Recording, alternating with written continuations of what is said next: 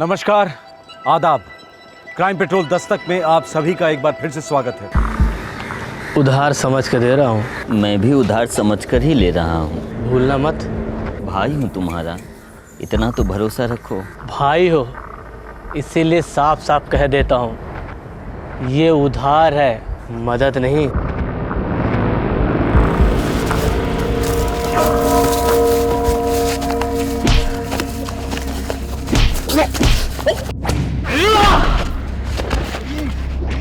साला 10 रुपया भी छोड़ नहीं सकता, इतना जताएगा, समझता क्या है मुझको?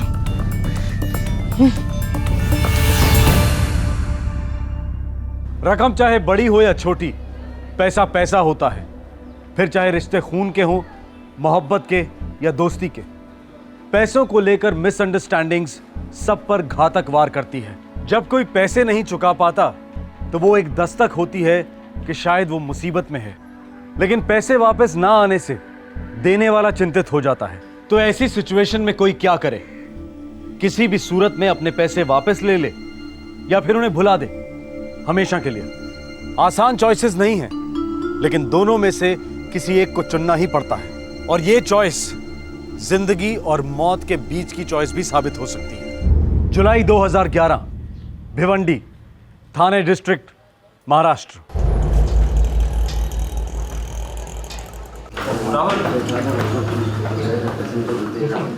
साहिल, तुम अपनी टाई नहीं बांधते ना कभी भी ठीक से।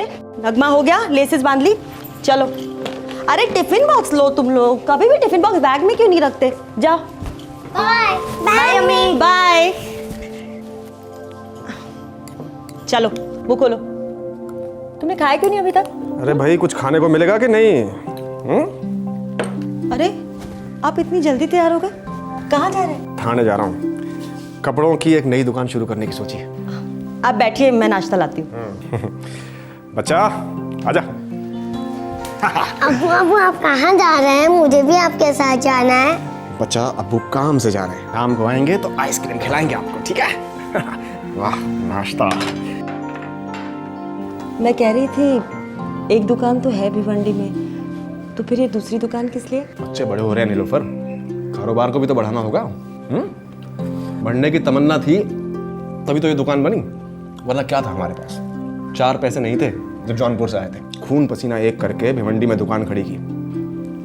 आज अल्लाह मौका दे रहा है बड़ी दुकान डालने का, तो पीछे हट जाओ। लेकिन अभी भी तो अच्छा खासा चल रहा है, और आप वैसे ही कारोबार में इतने मसरूफ रहते हैं, आपके पास हमारे लिए वक्त ही नहीं है। मेरी जान, मैं आने वाले वक्त से हम सबको महफूज करने की फिराक में हूँ। ज़माना बहुत बदल गया है। 1000 रुपये 100 रुपये के बराबर है। बच्चों की स्कूल की फीस देखो कितनी बढ़ गई है। इनको पढ़ाना है, कॉलेज भेजना है, इनके लिए मकान बनाना है, इनकी शादियाँ करनी है। हमारा बुढ़ापा भी तो है। जितना कमाओ उतना कम है। एक एक पैसा मायने रखता है नीलोफर।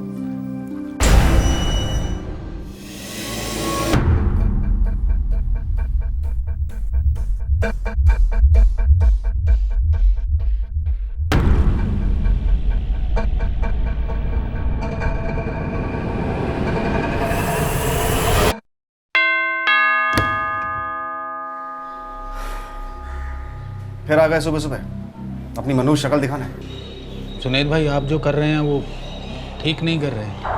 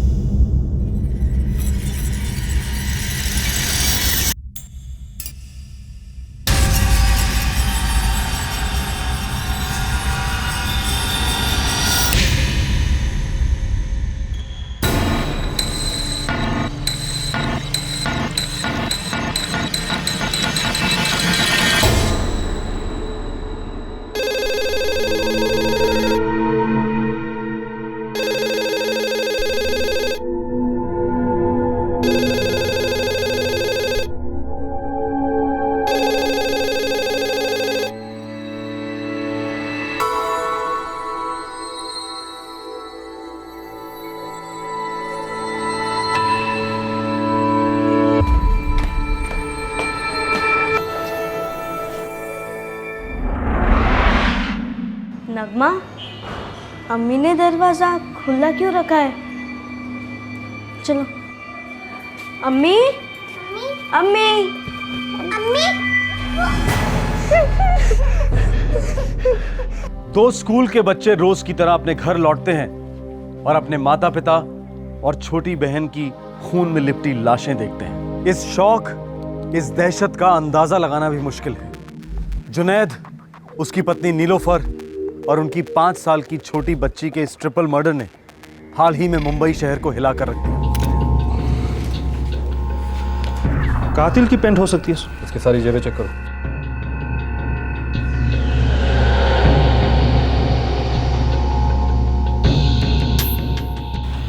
एक सेलफोन है, स्विच ऑफ है। सर, चोरी लूट कुछ नहीं, बिस्तर पर हैंगर में शर्ट था। सेलफोन और सिम कार्ड दोनों एनालिसिस के लिए भेज दो। जी। मैं सुबह से ही घर में अकेली थी, कुछ नहीं सुना और ना कुछ देखा। फिर ये बच्चे आए। बेटे, आप घर में दाखिल कैसे हुए? अंकल, दरवाजा खुला ही था। जुनैद भाई, साथी बेटा, ये सब किसने किया? कैसे हुआ? आप लोग की तारीफ। हम इनकी दुकान में काम करते हैं। जुनैद भाई 9:30 बजे हमें थाने में मिलने वाले थे, लेकिन एक दुकान भिवंडी में है साहब, दूसरी स्टार्ट करने वाले थे भाई। थाने में दुकान देख भी रखी थी और आज ही फाइनल करने वाले थे। हाँ साहब, जुनैद भाई का एक अरसे से सपना था कि उनकी एक दुकान और होवे।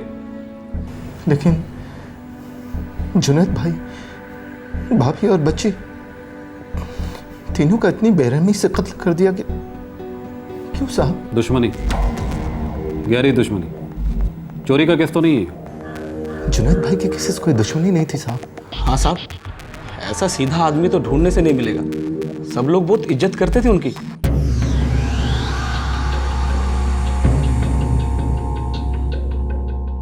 तीनों के गले काटे गए हैं।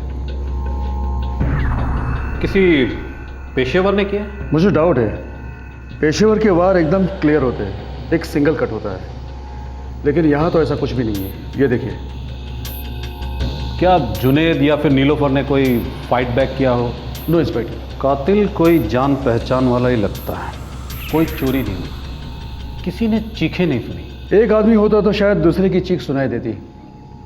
अटैकर्स कम से कम 2 लोग होंगे। सर, सिम से हुए सारे फ़ोन कॉल्स की रिकॉर्ड है। जुनैद सैयद सिर्फ कपड़ों का व्यापारी नहीं था। और क्या करता था? वो पैसे ब्याज पे देता था।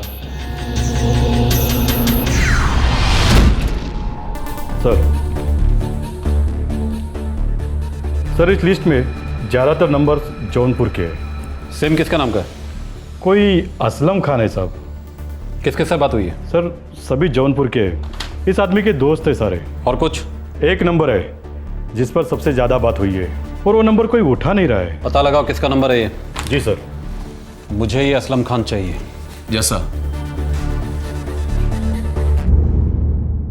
बेटा साहिल, आपने असलम खान का नाम सुना है? हाँ, मेरे मामू जान का नाम असलम खान है।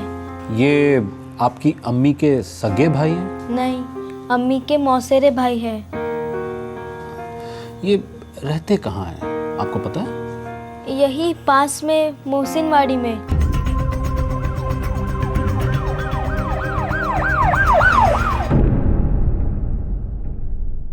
कल दोपहर को ही निकल गया था असलम साहब। अकेला? नहीं साहब, उसका मौसेरा भाई नवाज भी था उसके साथ।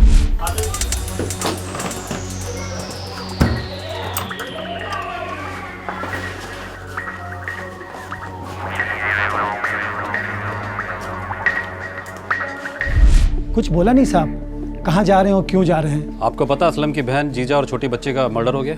जी साहब, सुना है उसके बारे में। असलम का सेलफोन जुनैद के घर में मिला था, उसकी पतलून से, जो पूरी तरह खून से भीगी हुई थी। या अल्लाह। हमें पूरा शक है ये खून असलम ने किया। क्या आप हमारी कुछ मदद कर सकते हैं? देखिए साहब, परसों इसी जगह जुनैद भाई और असलम और नवाज के बीच में बहुत जबरदस्त झगड़ा हुआ था।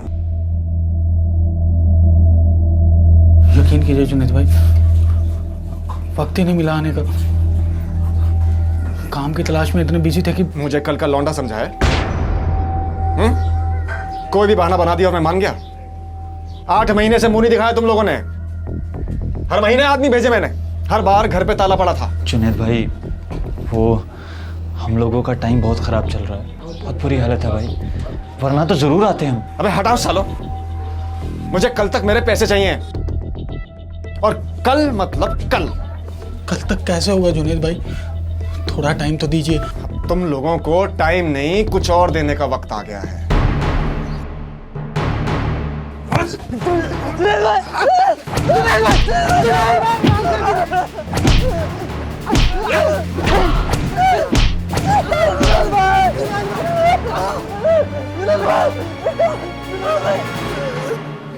कल शाम की नमाज से पहले मुझे मेरे पैसे मिल जाने चाहिए, सूद समेत।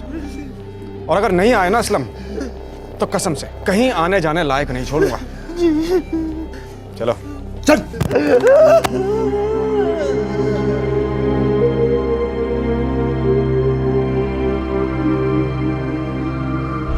क्या पैसे और कैसे पैसे, हम कुछ नहीं जानते साहब। बस उस दिन असलम और नवाज की बहुत बेइज्जती हुई थी साहब। वो कादिर बता रहा था कि जुनैद की किसी के साथ कोई दुश्मनी नहीं थी। सर, मुझे तो लगता है ये कादिर और जावेद सिर्फ नाम के वास्ते दुकान पे काम करते हैं। असली काम तो ये है उनका, ठोक पीट कर वसूली करना। बुला लो उसे थाने में, हम भी थोड़ी जानकारी वसूलते हैं। साहब, असलम और नवाज ने जुनैद भाई से 5,000 रुपये उधार लिए थे। इतना वक्त हो गया था और वो लौटाने का नाम ही नहीं ले रहे थे। और सिर्फ 5,000 के लिए तुम दोनों ने उन दोनों को इतना पीटा और जलील किया? नहीं साहब, हमने तो बस उन दोनों को वार्निंग दी थी। तुमने ये सब बातें पहले क्यों नहीं बताई? साहब, हमने तो सोचा भी नहीं था कि असलम और नवाज का इन मर्डर के साथ कोई लेना देना भी होगा। असलम और नवाज ये दोनों जुनैद की मिसेस नीलोफर के मौसेरे भाई है ना? जी साहब जी। फिर भी जुनैद अपने सालों के साथ इतनी बुरी तरह पेश आया? जुनैद भाई का उसूल था कि एक पैसा नहीं छोड़ना है, सोच समेत वापस आना चाहिए। जौनपुर में कहाँ रहते हैं दोनों? कोई आइडिया नहीं साहब, हम तो उन्हें जानते तक नहीं थे। यही कोई 1.5-2 साल पहले वो लोग यहाँ आए थे।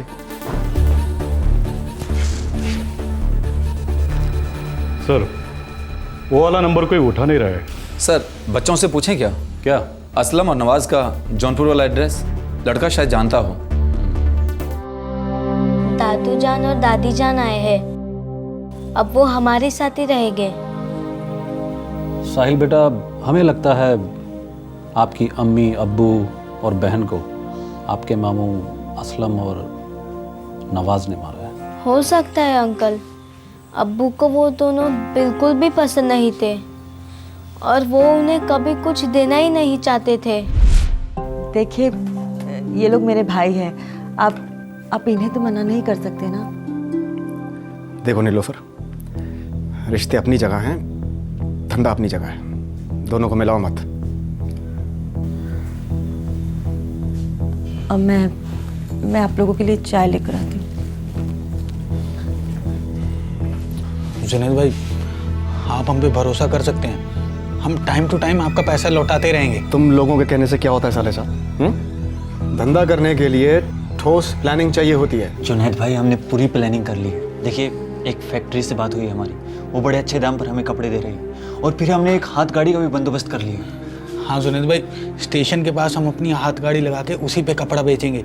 और भी बहुत से लोग हैं जो धंधा करते हैं वहाँ पे, अच्छा खासा पैसा कमा लेते हैं वो लोग। अच्छा, और वो लोग तो तुम्हारे लिए लाल कालीन बिछाएंगे कि आओ और हमारे पेट पे लात मारो, हैं? अबे मजाक समझ रखा है क्या धंधे को? हैं? आधा घंटा गाड़ी खड़ी नहीं करने देंगे वहां पे, फिर आओगे रोते रोते मेरे पास। आपने हमें दूध भात समझाया क्या? ऐसी बात नहीं है, हमने पूरी तैयारी कर ली है। हाँ, सिर्फ 1 लाख लगेंगे काम के लिए, वो सब हम आपको 6 महीने में लौटा देंगे। क्या कहा? 1 लाख? अब सठिया गए हो तुम दोनों। 1 लाख तो मैं अपने आप को उधार न दूं।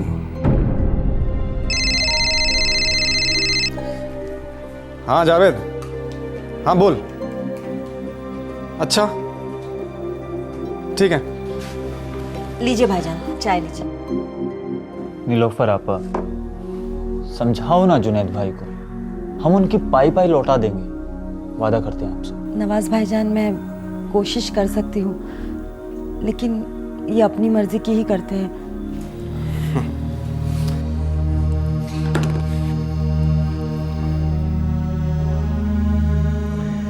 देखो असलम, एक तो तुम्हारे पास गिरवी रखने के लिए कुछ नहीं है, ऊपर से 1 लाख रुपए उधार मांग रहे हो। ना भाई, मुझसे नहीं मिलेंगे। जुनैद भाई, वो जौनपुर वाली जमीन है ना। अबे उस बंजर जमीन पे 2 झुग्गियां खड़ी नहीं हो सकती। देखो यार, तुम्हें यहाँ आना है, चाय वाय पीनी है, नाश्ता वाश्ता करना है, मैं मना नहीं कर सकता, लेकिन आइंदा इस घर में पैसे मांगने मत आना, नहीं मिलेंगे।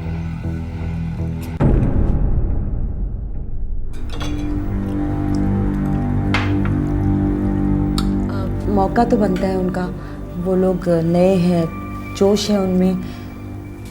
लेकिन 2 पैसे का होश नहीं है। ऐसे बेअकल बेवकूफ़ों को मैं 1 पैसा उधार ना दूं नीलोफर। अरे मेरी अपनी परख है आदमी की, आज तक तो कभी गलती हुई नहीं। ये लोग पैसा लौटाने वाले में से हैं ही नहीं, और अब से ये बात यहीं खत्म, ठीक है? तो आपके अब्बू ने उन्हें कभी पैसे दिए ही नहीं? नहीं दिए अंकल। लेकिन बात हो रही थी कि आपके अब्बू ने 5,000 रुपए दिए थे। मुझे नहीं पता अंकल। अच्छा बेटा, ये दोनों जौनपुर में रहते कहाँ हैं? अंकल मुझे नहीं पता, क्योंकि अब्बू हमें कभी जौनपुर लेकर ही नहीं गए। मुले, घर पर चोरी हुई नहीं है, और बच्चे बोल रहे हैं कि बाप ने कभी असलम नवाज की कोई मदद नहीं की है, लेकिन जुनैद के आदमी कह रहे हैं कि कोई 5,000 की उधारी थी। साला माजरा है क्या? हाँ कामले, बोलो। तो गुमनाम नंबर का पता चल गया है, ये असलम और नवाज की बहन जीनत का है, वो जौनपुर में रहती है। बात हुई? हाँ सर, वो बोली कि 2 दिन पहले उसकी नवाज और असलम के साथ बात हुई थी। वो दोनों जौनपुर आने वाले थे, पर अभी तक जौनपुर नहीं पहुंचे। गुड जॉब कामले। असलम और नवाज जौनपुर पहुंच रहे हैं। यूपी पुलिस को अलर्ट कर दो और जौनपुर निकलने की तैयारी करो।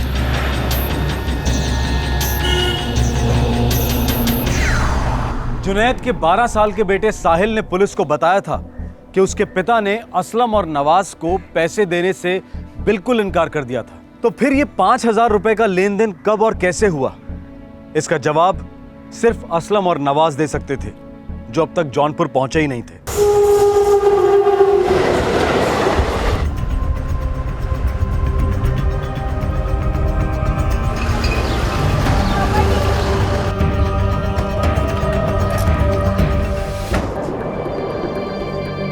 ये जीनत का घर है सर। असलम और नवाज की बहन। हमारे आदमी पिछले 2 दिन से वॉच रखे हैं, लेकिन वो लोग यहाँ पर नहीं आए। कोई दूसरा घर भी तो हो सकता है इनका। इन दोनों के एक मामू हैं, लेकिन ये लोग कई सालों से उनके घर नहीं गए। वहाँ भी हमने निगरानी रखी है, वहाँ भी नहीं गए। माँ बाप का घर कोई पुश्तैनी घर? नहीं सर, और कोई नहीं।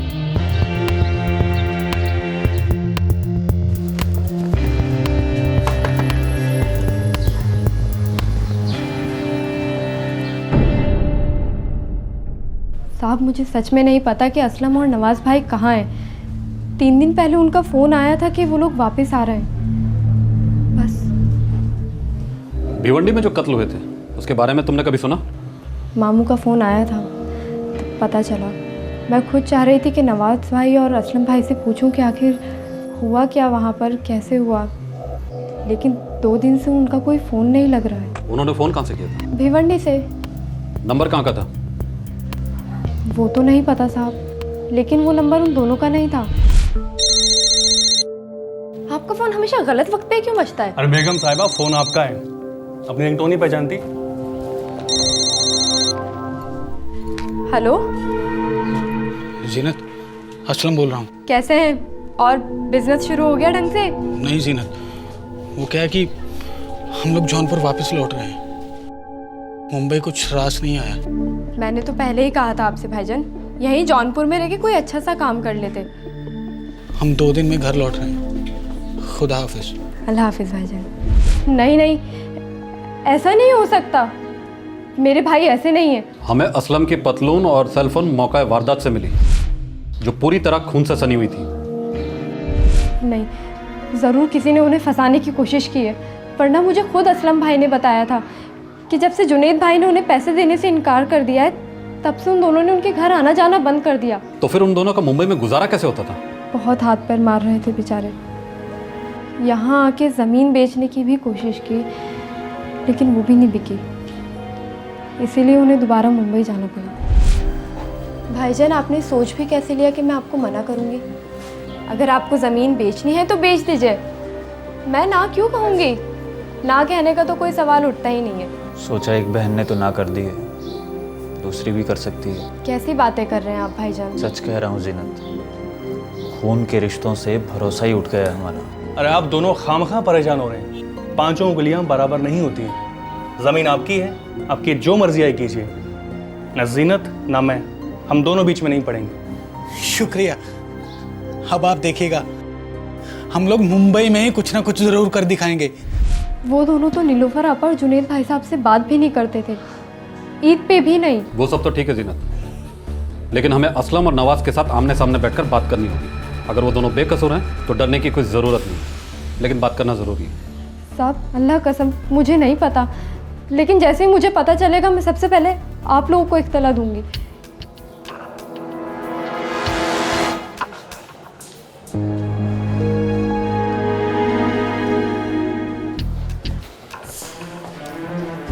झूठ बोल रही है? 24 घंटे नजर रखो, असलम और नवाज को मुंबई लेकर ही जाना है।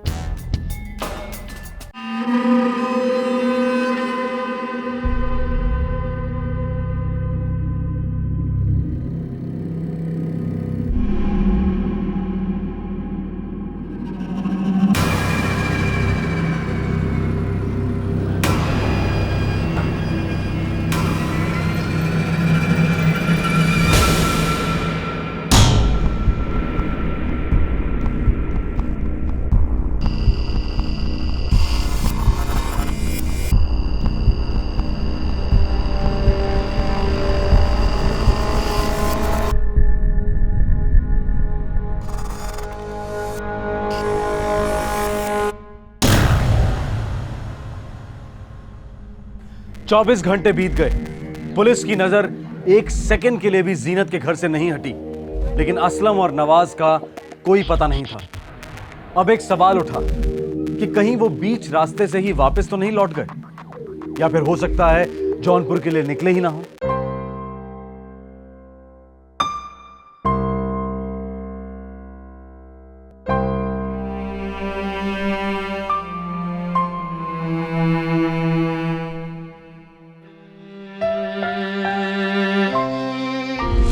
अरे टिफिन बॉक्स लो तुम लोग, कभी भी टिफिन बॉक्स बैग में क्यों नहीं रखते? जाओ। Bye bye mummy. Bye.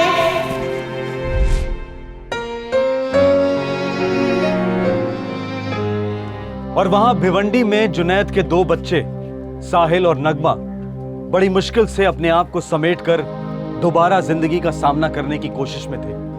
Police 5,000 रुपयों के रहस्य को लेकर कंफ्यूजन में थी। क्या सिर्फ यही एक कारण था इस हत्याकांड का? सच्चाई अब सिर्फ असलम और नवाज ही बयां कर पाते, और वो दोनों अब तक गुमशुदा थे। लेकिन जब जौनपुर में दोबारा सूरज ढला तो जीनत को असलम का फोन आया। हेलो जीनत, असलम। असलम भाई, कहाँ हैं आप?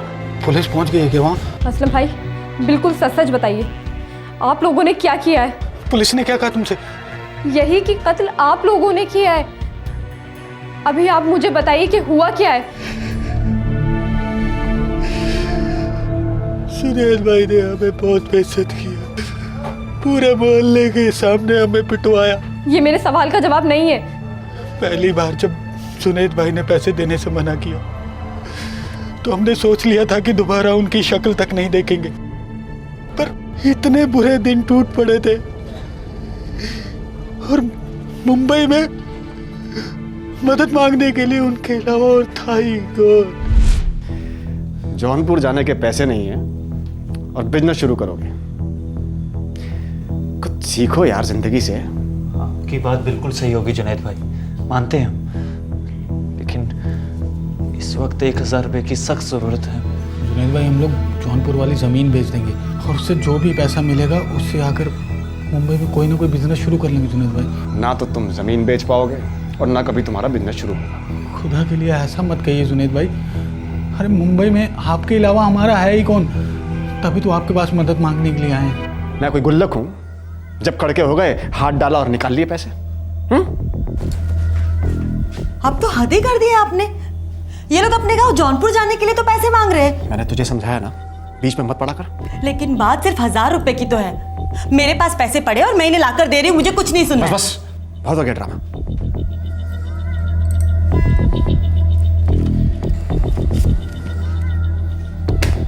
ये कर्ज है, खैरात नहीं है, भूल मत जाना। नहीं भूलेंगे भाई, वक्त पर लौटा देंगे हम। नहीं लौटाए ना तो महीने का 500 का सूद अलग से। लेकिन उसकी नौबत ही नहीं आएगी जुनैद भाई। हम लोग 1 महीने में अपनी ज़मीन बेच देंगे और आते ही सबसे पहले आपके 1000 रुपये वापस करेंगे। जमीन तो बिकी नहीं, तुम लोग खाली हाथ मुंबई क्यों लौटे? तुम लोगों ने मुझसे पैसे क्यों नहीं मांगे? और कितने लेते?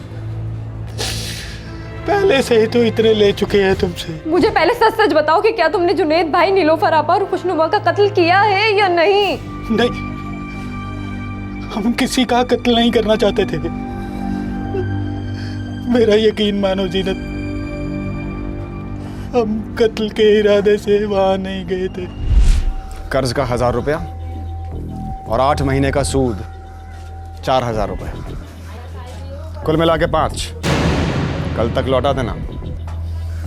और हाँ, ये जो हल्का सा झटका दिया ना, ये सिर्फ एक झांकी थी, समझे? चलो।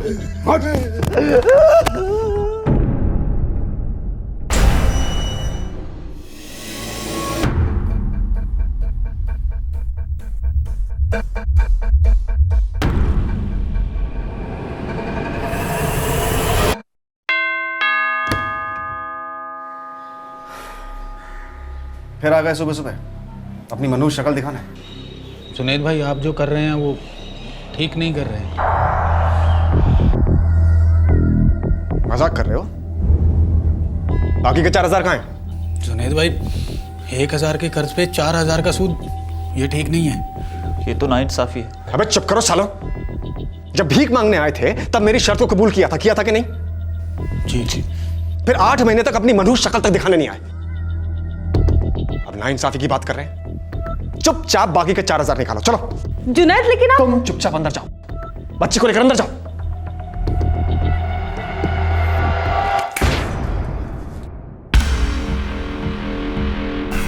जब शाम को घर लौटूंगा ना तो हथेली पर पूरे 5 रख देना, और नहीं लौटाए ना तो वादा करता हूं सीधे जौनपुर जाओगे, मुंबई में कदम नहीं रख पाओगे।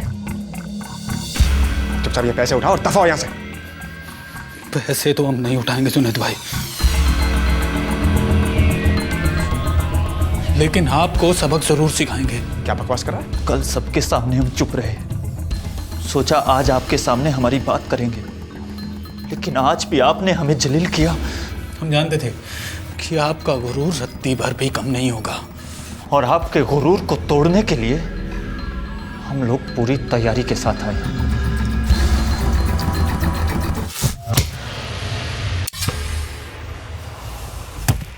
हे असलम, क्या कर रहा तू?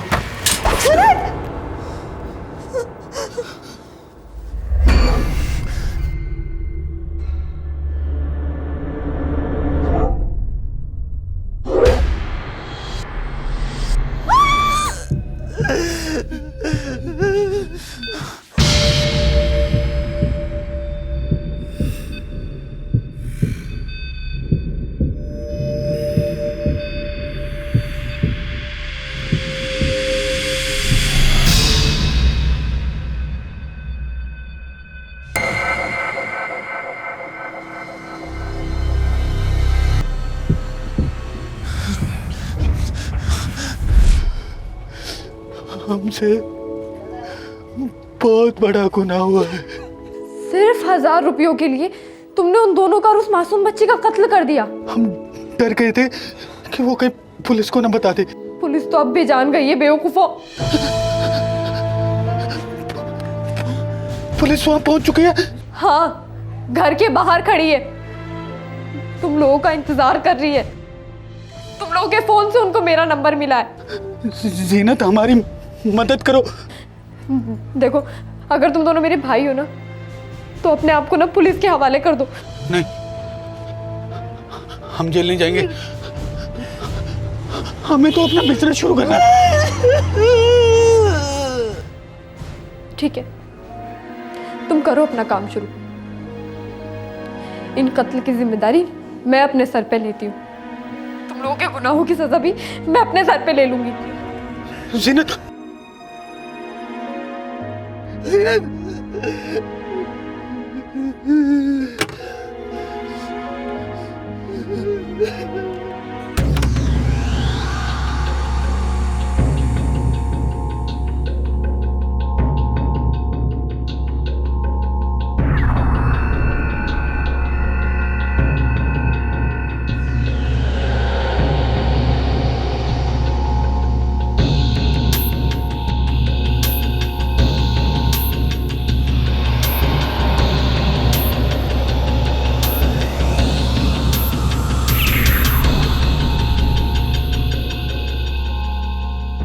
असलम और नवाज का फ़ोन आया था, यहीं पर ही जौनपुर में।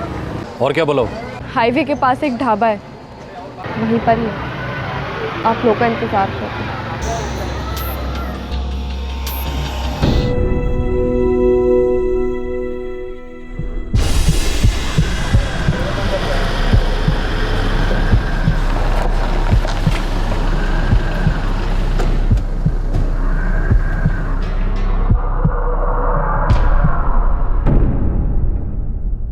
नमस्कार, आदाब।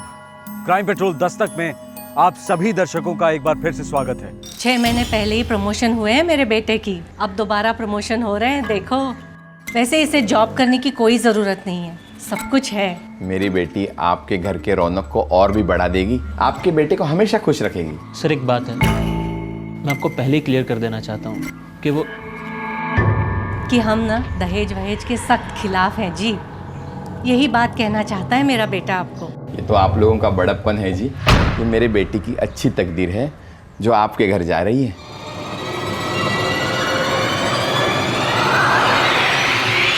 बेटा, आइंदा कुछ बोलने से पहले मुझसे एक बार पूछ लिया करो, ऐसे ही मुंह नहीं खोलते। माँ, आज नहीं तो कल उसे पता चलने ही वाला है कि मैं। चुप, मैंने कहा ना मुंह नहीं खोलते। उसे जो पता चलना है सब शादी के बाद। एक बार वो तुम्हारी पत्नी हो जाएगी, उसे सब कुछ निभाना होगा।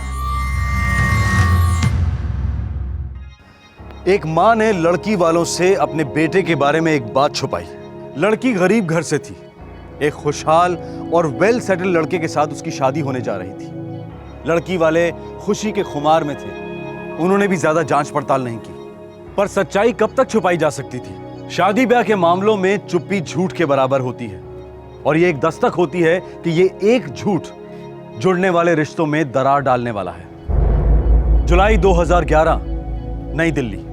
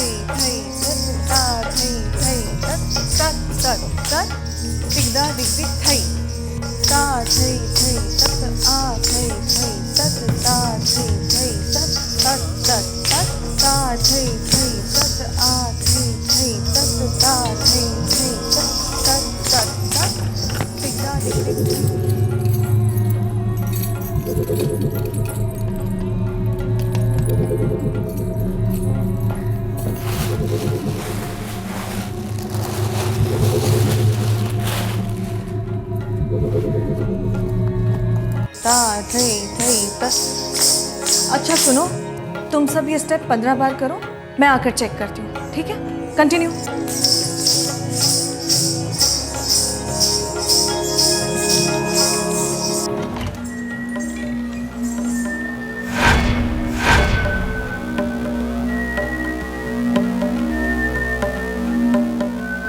अरे ये क्या बदतमीजी है?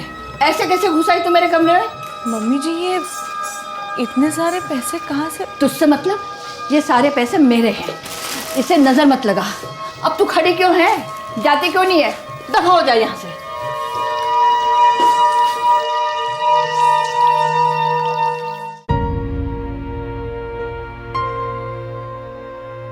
मम्मी आप कम से कम मुझे तो बता ही सकती हैं। टाइम आने दे, सब बता दूंगी। पहले तो उसे संभाल जो मेरे खिलाफ तेरे कान खाम में भर रही है। मम्मी जी मैं किसी के कान नहीं भर रही हूँ मम्मी जी, मुझे बस आपकी फिक्र है। मेरी फिक्र है? बहू से मदद लेने से पहले मैं मर जाना पसंद करूंगी। मम्मी आप हर बात को लेकर इतना चिढ़ क्यों जाती हैं? मैं देख नहीं सकता तो क्या हुआ, लेकिन समझ सकता हूँ। गीता जो कह रही है बिल्कुल ठीक कह रही है, और वैसे भी इतने सारे पैसे घर पे रखना ठीक नहीं है। हाँ मम्मी जी, आपने अखबारों में और टीवी में नहीं देखा क्या कि कितने सारे बुजुर्गों की हत्या हुई है? और आप तो बता भी नहीं रही हैं कितने पैसे आए कहाँ से। बताइए मम्मी कि ये पैसे आए कहाँ से?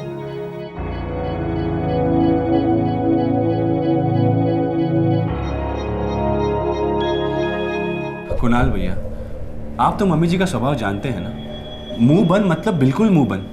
आज तक कभी किसी ने उनसे कुछ बुलवाया क्या? मनोज वो बात ठीक है, लेकिन ये बहुत ही ज्यादा पैसे। सीमा, सिर्फ मैं जानती हूँ कि मम्मी जी को अकेले झेलना कितना मुश्किल है। सब आप ही का तो किया कराया है भाभी जी, आपकी कृपा से तो मनोज और मैं इस घर से बाहर हुए हैं। गलत बात है सीमा, तुम और मनोज तो शुरू से ही अलग होना चाहते थे, फिर उसका इल्जाम कुणाल और मुझ पर क्यों? तुम ही मम्मी जी के साथ नहीं रहना चाहती थी। पता है मनोज, गीता बहुत चेंज हो गई है। वो मम्मी का पूरा ख्याल रखती है, लेकिन मम्मी हमेशा की तरह जिद्दी और चिड़चिड़ी। मनोज, तुम्हें तो अपना अलग घर बनाने के पैसे मिले हैं, बड़े मजे से अपनी बीवी के साथ वहां रह रहे हो, लेकिन अपने अंधे भाई के बारे में एक बार भी कभी सोचा है? नहीं ना? अरे कोई नहीं है उसकी देखभाल करने वाला यहाँ। आप ऐसा क्यों कह रही हैं मम्मी जी?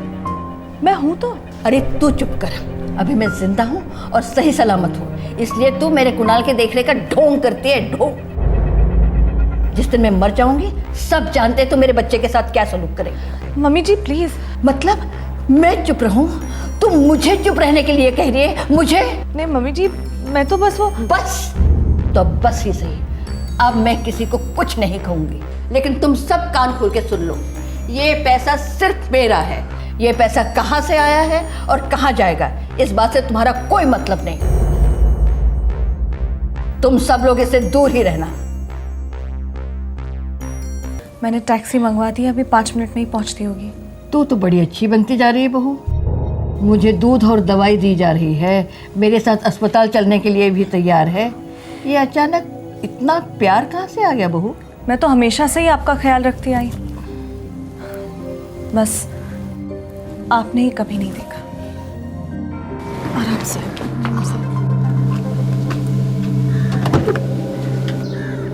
अरे दुर्गा बेटा, भाग के मेरे कमरे में जा, वहाँ मेरे चाबियों का गुच्छा रह गया, मेरे बिस्तर पे है। ठीक है अम्मी, अभी लेके आती। मम्मी जी मेरा मोबाइल भी ऊपर कमरे में रह गया, मैं अभी लेकर आती हूँ। ठीक है।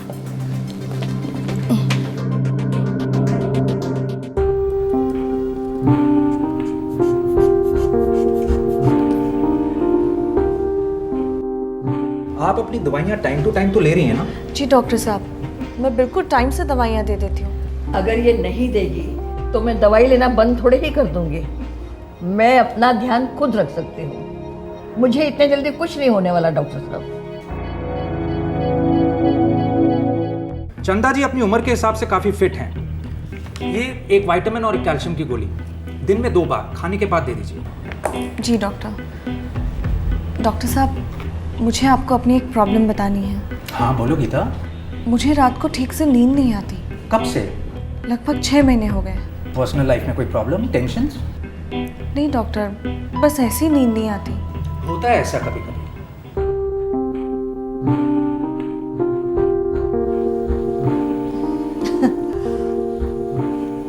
मम्मी जी रात बहुत हो चुकी है, अब आप सो जाइए। अब तो मुझे बताएगी कि मैं कब जागूं और कब सो। रख दे गिलास यहाँ और मुझे अकेला छोड़ दे।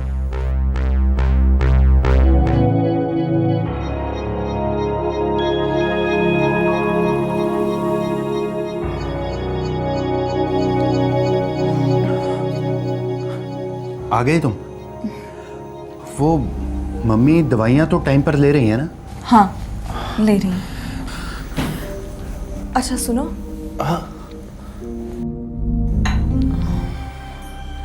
मम्मी जी मनोज और सीमा के यहाँ जाने के लिए कह रही थी। तो तुम उन्हें ड्रॉप कर दोगी ना? पूछा तो था मैंने उनसे, पर वो कह रही थी कि वो अकेले जाना ही पसंद करेंगी। तो फिर ठीक है, पूछना हमारा फर्ज था।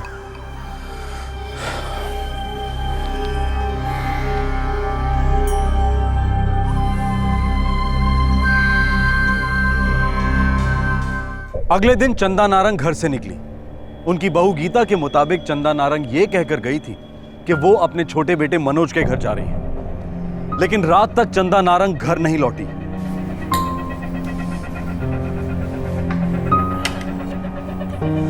गीता, मम्मी ने कुछ कहा कि मनोज के यहाँ कब तक रहेंगी? नहीं। अजीब बात है ना, आज तक कभी मनोज के यहाँ रात भर नहीं रही। किसे पता उनके दिल में क्या चल रहा है, कभी किसी को कुछ पता ही नहीं चलता। कुणाल, तुम भी हद करते हो। जो चाहिए मांग लिया करो। जब तुम्हें कुछ दिखाई नहीं देता तो ये होशियारी दिखाने का क्या मतलब? पूरी दाल खराब करती। आ थई थई तत ता थई थई तत तत थई तिगदा दिग दिग थई तिगदा दिग दिग थई तिगदा दिग दिग थई तिगदा दिग दिग थई ता थई थई तत आ थई थई तत ता थई थई तत तत थई। गीता! अब क्या है? गीता, वो मम्मी मनोज और सीमा के यहाँ नहीं है। नहीं है मतलब? गीता भाभी ये क्या कह रही हैं? मम्मी तो यहाँ पे आई नहीं। पर परसों मम्मी जी तुम्हारे यहाँ के लिए ही निकली थी मनोज। तो कहाँ गई होगी मम्मी? मैं कैसे बता सकती हूँ मनोज की मम्मी जी कहाँ चली गई हैं? गीता भाभी एटलीस्ट आपको मुझे फोन करके इन्फॉर्म तो करना चाहिए था कि मम्मी यहाँ पे आने वाली है। 3 दिन तक 65 साल की चंदा नारंग अपने घर नहीं लौटी और अब जाकर पता चला कि चंदा अपने छोटे बेटे मनोज के घर पहुंची ही नहीं। फिर कहां थी चंदा नारंग और पिछले 3 दिनों में क्या हुआ था उनके साथ? मम्मी जी ने मुझसे कहा था कि वो मनोज और सीमा के यहाँ जा रही हैं। दुर्गा हमारी नौकरानी ऑटो रिक्शा लेने के लिए गई थी, मैंने खुद भेजा था उसे।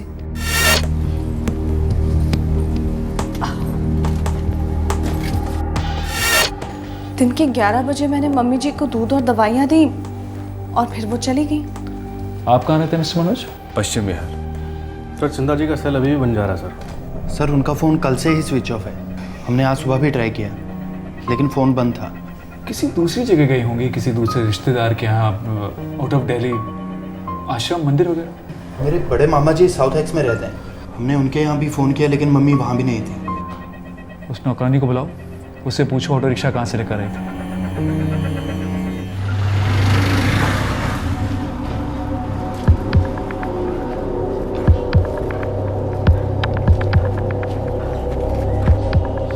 नहीं साहब, वो ड्राइवर इनमें से नहीं है। तुमने पक्का ऑटो यहीं से लिया था दुर्गा? हाँ साहब, यहीं से लिया था, सबसे आगे वाला ऑटो था। अरे सुनो सलाम साहब, ये 3 दिन पहले यहाँ से एक सवारी गई थी पश्चिम बिहार, यही है ब्लॉक आनंद विहार से, सुबह 11 बजे के आसपास। याद है तुम्हें किसने उठाई थी? नहीं साहब। चंदा जी बिना बताए कहाँ और क्यों चले गए होंगे? उन्होंने झूठ क्यों बोला होगा कि वो अपने छोटे बेटे के यहाँ जा रही हैं? सर कुछ बैकग्राउंड चेकिंग करी है मैंने। इनका छोटा बेटा मनोज वो कुछ 4 साल पहले अपनी बीवी सीमा के साथ अलग हो गया था और ये जो इनका आनंद विहार वाला घर है ये मिस्टर नारंग के नाम था, तो 7 साल पहले गुजर चुके हैं और ये घर चंदा जी के नाम छोड़कर गए हैं। तो तुम्हें लगता है कि ये घरेलू मैटर है इस घर को लेकर? मुझे नहीं पता सर, इतना ज़रूर जानती हूँ कि मम्मी जी कहीं से बहुत सारा पैसा लेकर आई थी जो कि उन्होंने अपने लॉकर में रख दिया।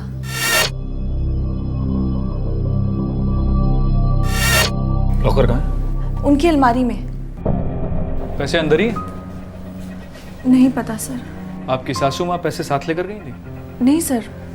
मुझे नहीं लगता कि मम्मी जी पैसे अपने साथ लेकर गई हैं, क्योंकि मम्मी जी जाते वक्त अपने हाथ में एक छोटा सा पाउच लेकर गई थी जिसमें वो अक्सर अपनी दवाइयाँ रखती हैं। कोई और बैग हाथ में था उनके? नहीं सर। तो इसका मतलब ये है कि वो उस रात मनोज के यहाँ तो नहीं रुकने वाली थी,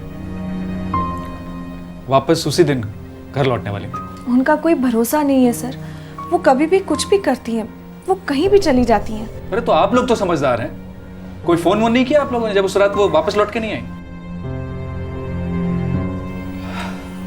मिस्टर कुणाल, अलमारी खोलनी होगी।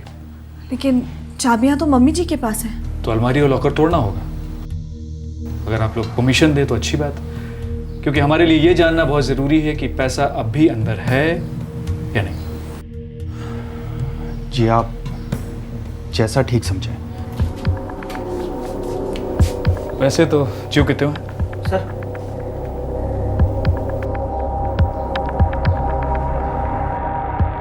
मिस्टर कुणाल, क्या आप जानते हैं कि ये आपका घर F31 आनंद विहार बिक चुका है?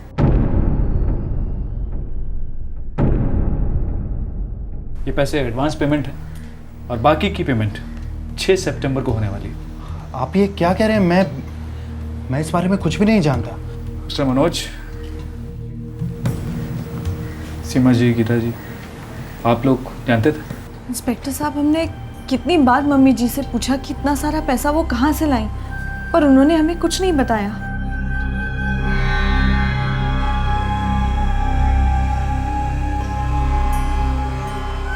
कमाल की बात है, पैसे ज्यों कहते हैं चंदा जी गायब है। उनका सेल फोन स्विच ऑफ जा रहा है, लेकिन ये सारी जानकारी फैमिली वालों को 2 दिन के बाद पता चलती है। कुछ अटपटा सा नहीं है? सर, चंदा जी के सेलफोन का लोकेशन मिल गया सर। Very good.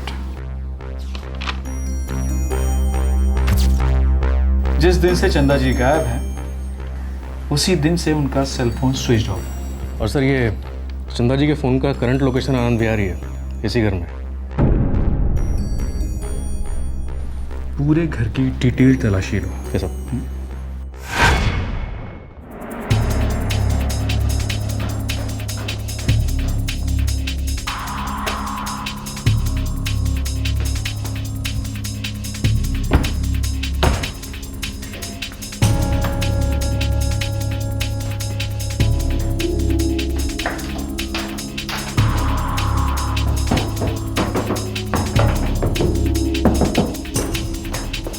ये आप कैसी बातें कर रहे हैं इंस्पेक्टर साहब? उस दिन मेरे सामने मम्मी जी ऑटो में बैठकर निकली थी यहाँ से। आपका शक बेबुनियाद है। बेबुनियाद होता है तो वो शक नहीं होता, और हम पुलिस वाले जब शक करते हैं तो बहुत सारे डाउट्स होते हैं, और जब तक हमारे डाउट्स क्लियर नहीं हो जाते, शक तो आप पर ही बना रहेगा मिसेस गीता नारंग। सर, पूरा घर छान मारा है, ना ही चंदा जी का मोबाइल कहीं मिला और ना ही चंदा जी। मिस्टर मनोज जी, हमें आपके घर को भी चेक करना होगा। सर, मेरे घर की तलाशी लेने का क्या मतलब? मम्मी जी तो मेरे घर पे आई नहीं, और अगर आती भी हैं तो रात को कभी रुकती नहीं, क्योंकि सभी लोग ये बात जानते हैं कि मेरी पत्नी और मेरी मम्मी जी का आपस में नहीं बनता। हमें जो जानना है वो आपके घर की चेकिंग के बाद ही पता चलेगा। सर, मनोज का घर भी पूरी तरह तलाश किया सर, वहाँ पे भी कुछ नहीं मिला।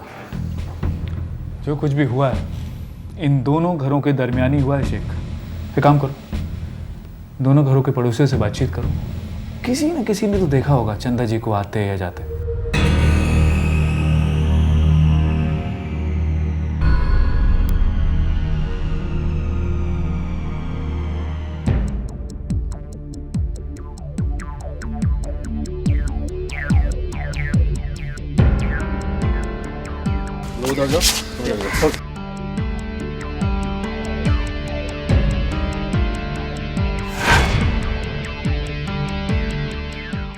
साहब, मुझे यहाँ कम से कम 6 साल हो गए हैं।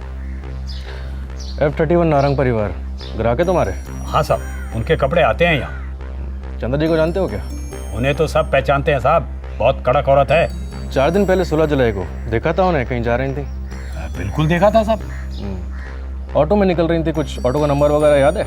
ऑटो का नंबर याद होने का तो सवाल ही नहीं उठता साहब। क्या मतलब? क्योंकि वो ऑटो में निकली ही नहीं थी, वो तो प्राइवेट टैक्सी से गई थी।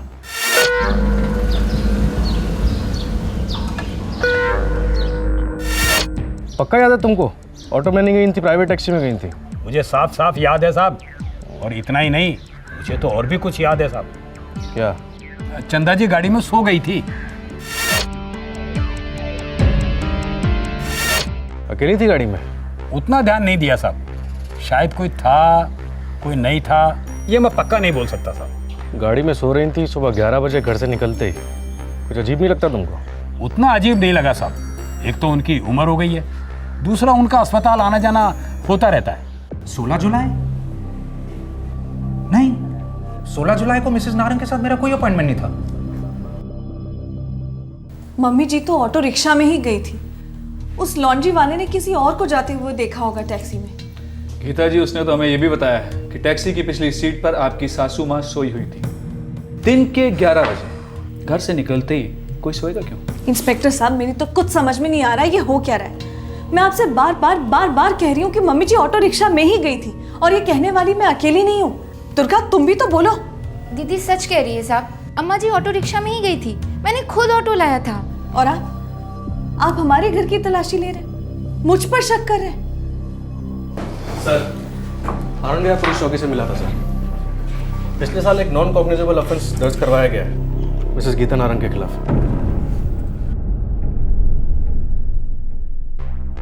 आपकी सासू माँ ने आपके खिलाफ कंप्लेंट दर्ज कराई थी कि आप उन्हें दवाइयों की ओवरडोज देती हैं और बेहोश करने की कोशिश करती हैं। इंस्पेक्टर साहब, मेरी सासू माँ की दिमागी हालत ठीक नहीं है। उन्हें तो हर किसी पे शक होता है। कंप्लेंट सभी के खिलाफ नहीं, सिर्फ आपके खिलाफ। झूठी है वो कंप्लेंट। उस दिन वो लेट उठी थी और उन्हें अपनी दवाई की अगली डोज दिखाई नहीं दी, तो कहने लगी कि मैंने दवाई की ओवरडोज देकर उन्हें मारने की कोशिश की थी आपने? क्या? उन्हें मार डालने की कोशिश? क्या कह रहे हैं आप? देखिए, जो दवाइयां मिसेस नारंग को प्रिस्क्राइब हुई थी उनमें सेडेटिव क्वालिटी है, नींद आती है उन दवाइयों से। उन्होंने पुलिस कंप्लेंट की थी कि उनकी बहू ने ओवरडोज दी और उन्हें जान से मारने की कोशिश की। हाँ, मुझे पता है। आपने चेकअप किया था? हाँ, दूसरे दिन मैंने उनका चेकअप किया था, मुझे कुछ नहीं मिला। लेकिन एक ये बात है, मिसेस नारंग जो है थोड़ी हाइपर हैं, अपनी बहुओं को लेके कुछ ज्यादा ही एक्साइट हो जाती हैं। एक सेकेंड इंस्पेक्टर, अगर बात ओवरडोजेज और बेहोशी की हो रही है तो मैं आपको एक बात बताना जरूरी समझता हूँ। Please doctor. मुझे कुछ याद आया। मुझे रात को ठीक से नींद नहीं आती। मैंने गीता को नींद की गोलियां प्रिस्क्राइब की थी, फिर? और 2 दिन बाद वो मुझसे मिलने आई। Thank you very much doctor, आपका प्रिस्क्रिप्शन बहुत अच्छी तरीके से काम कर रहा है। लेकिन तुम्हें इन गोलियों की आदत नहीं लगानी है। ये गोलियां कितनी खतरनाक हैं? किस हिसाब से खतरनाक? I mean, ओवरडोज की वजह से बेहोशी या no no no no no no, don't worry about that. मैंने जो आपको डोज प्रिस्क्राइब किया है, अगर आप वैसी 15 गोलियां खाएंगी तब जाके कहीं बेहोश होंगी। और इतनी सारी गोलियां आपको कोई केमिस्ट देगा भी नहीं। नहीं, बस ऐसे ही पूछ लिया था डॉक्टर साहब। Thank you. Thank you very much doctor, आपकी इन्फॉर्मेशन बड़े काम की इस केस के लिए। Thank you. सर, आपका शक सही निकला। गीता के फ़ोन रिकॉर्ड्स बता रहे हैं कि उसने चिराग ट्रैवल्स को सुबह 10 बजे फ़ोन किया और 11 बजे के लिए एक टैक्सी मंगवाई थी। ड्राइवर कौन था? सर, कोई शंकर नाम का ड्राइवर है जो इस वक्त गुड़गांव में है ड्यूटी पर। मैंने उसे तुरंत आने को कहा है सर। पुलिस इस केस की एक एक गांठ खोल रही थी और हर खुलती गांठ इशारा कर रही थी चंदा नारंग की बहू गीता नारंग की ओर। पुलिस को पूरा भरोसा था कि मुजरिम गीता है, लेकिन चंदा नारंग अब तक गायब थी। उनके बारे में अभी तक कोई जानकारी हाथ नहीं लगी थी। ये सब कुछ झूठ है, आपका इल्जाम सरासर गलत है। गीता जी, चिराग ट्रैवल्स का टैक्सी ड्राइवर शंकर, उसने बयान दिया है कि उस दिन चंदा जी के साथ आप भी थी गाड़ी में। गीता जी, अब ये नाटक छोड़िए तो ज़्यादा अच्छा रहेगा। आपको और आपकी नौकरानी दुर्गा को गिरफ्तार करने के ऑर्डर से मुझे। साहब, ये मेम साहब और इनकी नौकरानी, ये औरत, इन दोनों ने मिलकर उस बूढ़ी औरत को गाड़ी में डाला था। मैंने पूछा भी साहब कि क्या हुआ है इनको, तो कहने लगे कि बीमार हैं, बेहोश हो गई हैं, इसलिए हॉस्पिटल लेके जाना है। संभाल के माँ जी, धीरे धीरे। आप गाड़ी स्टार्ट करिए जल्दी। दुर्गा, तुम घर का ख्याल रखना, मैं हॉस्पिटल पहुंचने के बाद तुम्हें फोन करती हूँ, ठीक है? जी दीदी। गीता जी, पिछले साल आपकी सासू माँ ने शायद आप पर यह झूठा इल्जाम लगाया था कि आपने उन्हें बेहोश करने की कोशिश की। लेकिन इस बार मैं दावे के साथ कह सकता हूं कि आपने ही उन्हें बेहोश किया, उनकी दवाइयों से नहीं बल्कि अपनी नींद की गोलियां खिलाकर। Am I right, Mrs Geeta Narang? Durga, उसी मेडिकल स्टोर में मत जाना, दूसरे मेडिकल स्टोर से जाके दवाइयाँ लेकर आना, ठीक है? ठीक है दीदी। जाओ। मैंने कुछ नहीं किया साहब, मैंने तो वही किया जो दीदी ने मुझे बोला। उन्होंने मुझे अलग अलग दवाइयों की दुकानों पे भेजा और ढेर सारी गोलियां मंगवाई। गीता जी, डॉक्टर ने आपको सिर्फ 2 गोलियां प्रिस्क्राइब की थी। आपने उन्हीं से पता लगा लिया कि 15 गोलियां खाने से बेहोशी और उससे ज्यादा खाने से मौत तक हो सकती है। आपने 25 गोलियां मंगवाई और धोखे से सारी की सारी अपनी सासू मां को खिला दी, राइट? प्लान किया था आपने कि मिसेस चंदा नारंग किसी भी सूरत में जिंदा नहीं बचनी चाहिए।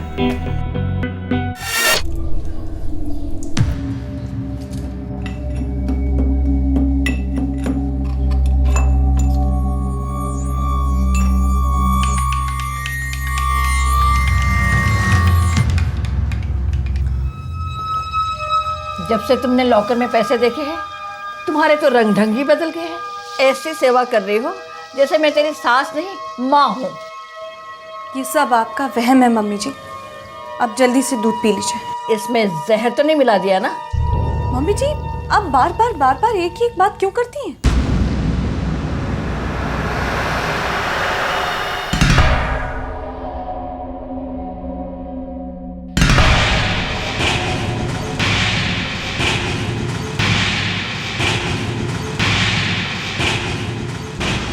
वैसे मम्मी जी, आज आपकी बात में सच्चाई है।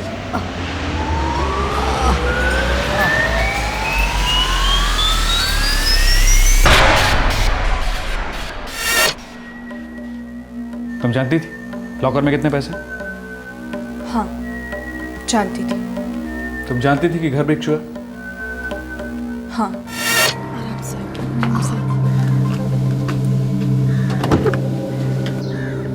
अरे दुर्गा बेटा, भाग के मेरे कमरे में जा, वहाँ मेरे चाबियों का गुच्छा रह गया, मेरे बिस्तर पे है। ठीक है अम्मी, अभी लेके आती। मम्मी जी, मेरा मोबाइल भी ऊपर कमरे में रह गया है, मैं अभी लेकर आती हूँ। ठीक है।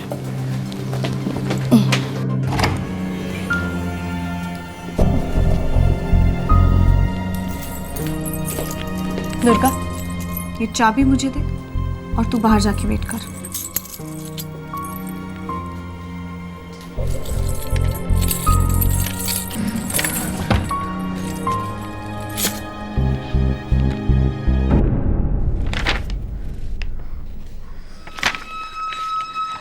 मम्मी जी घर भेज रही है? जैसा मैं कहती हूँ वैसा करेगी तो तेरी जिंदगी बदल जाएगी। लाश को ठिकाने कहाँ लगाया?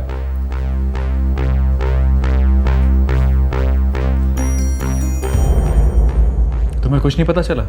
गाड़ी में बैठाते वक्त ही उस बुजुर्ग औरत ने दम तोड़ दिया था। नहीं साहब, मैं तो बस गाड़ी चलाता रहा, एक हॉस्पिटल से दूसरे हॉस्पिटल, जैसा मैडम ने कहा बस वैसा ही करता रहा।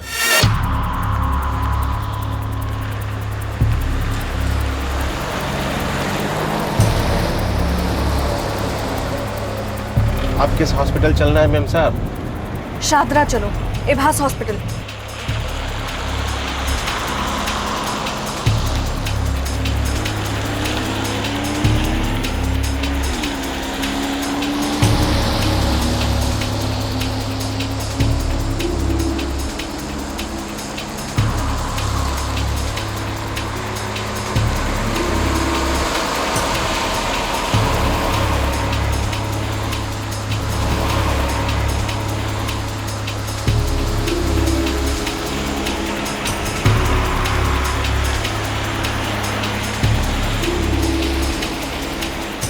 मैम साहब, अब तक हम लोग दिल्ली के सारे हॉस्पिटल के चक्कर काट चुके हैं। तो बात यह है कि अम्मा जी की तबीयत मुझे कुछ ज्यादा डाउन लगती है और आप इन्हें किसी हॉस्पिटल में दाखिल तक नहीं करा रही। ऐसा क्यों? तुमसे मतलब, तुमसे जितना कहा जाए उतना करो। अब एम्स लेके चलो। फिर मैडम बोली गाड़ी को मुर्दा घर के पीछे ले चलो।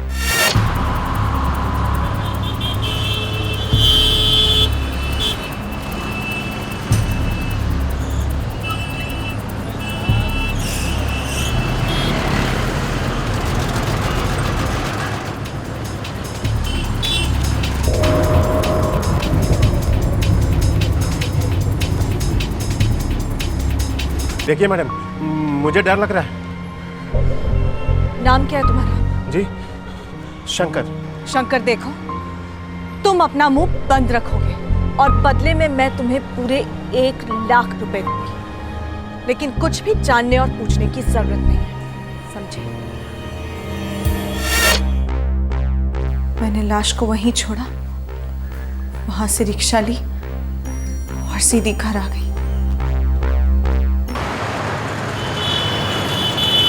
16 जुलाई को एक लाश मुर्दाघर के बाहर छोड़ी गई थी, लावारिस लाश।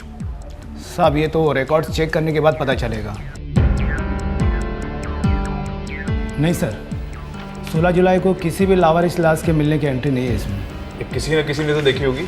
साहब सिक्योरिटी को पूछते हैं, वो मुर्दाघर के पीछे राउंड लगाते रहते हैं। 16 जुलाई शाम 4:30 बजे के आसपास कोई एक लाश मुर्दाघर के पीछे दरवाजे पर छोड़कर गया था। साहब बुढ़िया थी का? हाँ हाँ साहब, देखी थी मैंने।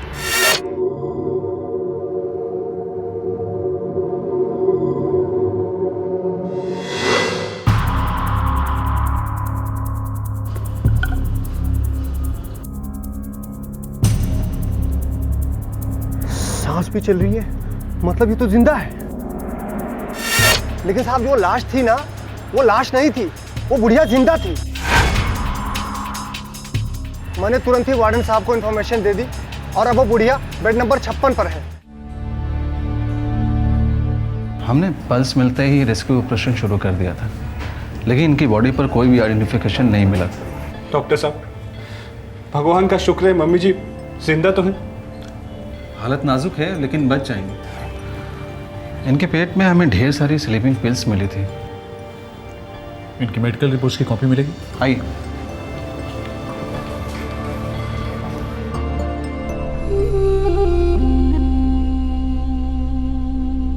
गीता ने ऐसा क्यों किया होगा?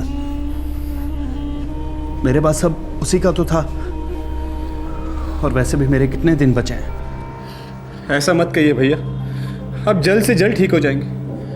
और रहा भाभी जी का सवाल, तो उन्हें ऐसा लगा होगा कि अगर मम्मी जी घर बेच देंगे तो फिर उन्हें कुछ भी नहीं मिलेगा।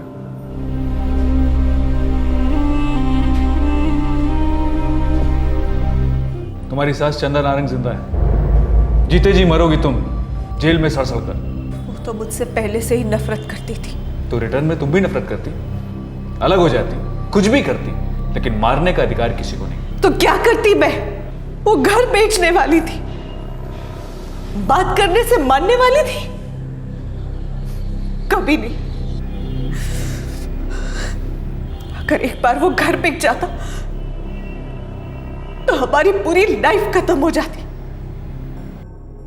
मेरे हस्बैंड पूरी तरह ब्लाइंड हो गए, तो घर की जिम्मेदारी मैंने अपने कंधों पर ली। वो घर को बेच देती तो मैं क्या करती, कहां जाती, हम कहां रहते, मेरी डांस क्लास का क्या होता, हमारा गुजारा कैसे होता?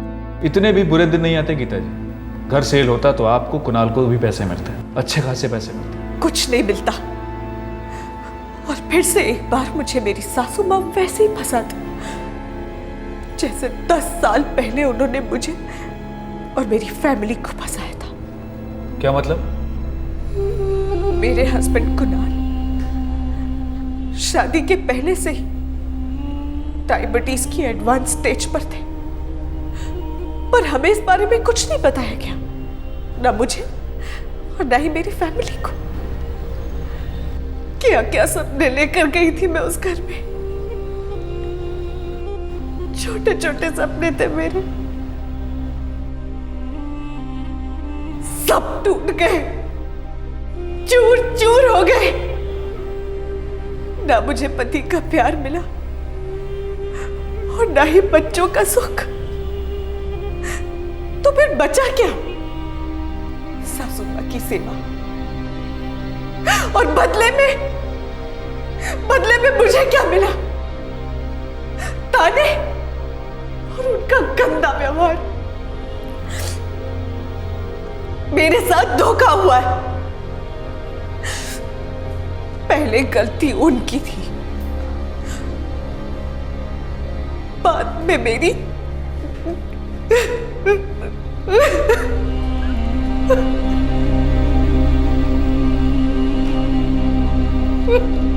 गीता नारंग फिलहाल पुलिस कस्टडी में है। उस पर अटेम्प्टेड मर्डर का मुकदमा चलेगा। उसकी सास चंदा नारंग हॉस्पिटल में रिकवरी की तरफ बढ़ रही है। आज के इस केस में दो राय नहीं है कि गीता नारंग ने एक बहुत ही संगीन जुर्म किया है, किसी की जान लेने की कोशिश की है। लेकिन चंदा नारंग और कुणाल नारंग ने भी गीता को शादी के वक्त कुणाल की बीमारी के बारे में ना बताकर बहुत बड़ी गलती की। लेकिन अगर धोखा हुआ भी है तो गुस्सा और नाराजगी जायज है, लेकिन किसी की जान लेने पर उतर आना, इतनी नफरत पालना फिजूल है। तब तक अपना ख्याल रखें, सुरक्षित रहें। शुभ रात्रि, जय हिंद। इस तरह के और भी एपिसोड देखने के लिए हमारे चैनल को सब्सक्राइब करें और बेल आइकन दबाना ना भूलें।